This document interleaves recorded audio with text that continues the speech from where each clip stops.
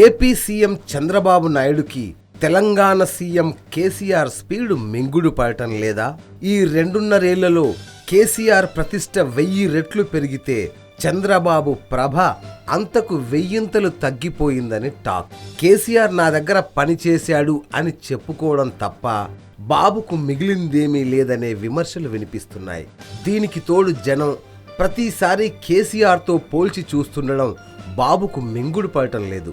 అందుకే ఈ మధ్య బాబు కేసీఆర్ను కాపీ కొట్టడం మొదలు పెట్టాడనే విమర్శలు వినిపిస్తున్నాయి.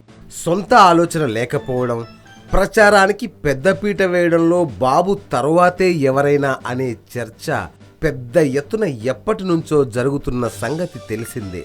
ఇప్పుడు మరోమారు బాబు అదే తరహా నిర్ణయం తీసుకున్నారు.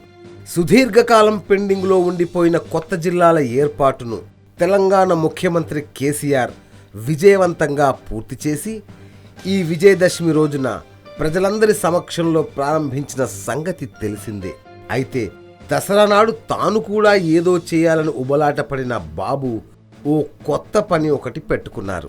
ప్రారంభోత్సవం చేసిన ప్రాంగణాలనే మళ్లీ ప్రారంభిస్తూ తాను చంద్రబాబు అని నిరూపించుకున్నారు.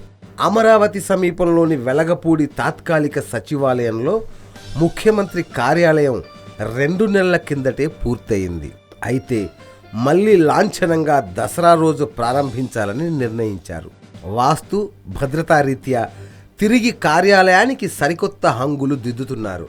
ఈ క్రమంలో ప్రస్తుతం నిర్మితమైన భవనాన్ని పూర్తి స్థాయిలో తిరగదోడుతున్నారు. ముఖ్యమంత్రి ఉన్నతాధికారుల ప్రతిపాదనల మేరకు విదేశీ అలంకారాలతో పాటు ఇటాలియన్ బ్రిక్స్తో ఫ్లోరింగ్ తదితర పనులు చేపట్టారు. ఎక్కడికక్కడ బుల్లెట్ ప్రూఫ్ గ్లాసులు, సమావేశాలకు అనువుగా ఉండే వసతులు, సందర్శకుల లాబీ తదితర వసతుల కోసం అవసరమైన ఏర్పాట్లు జరుగుతున్నాయి. తద్వారా 3 రెట్ల ఖర్చు అధికం అవుతోందని అంటున్నారు.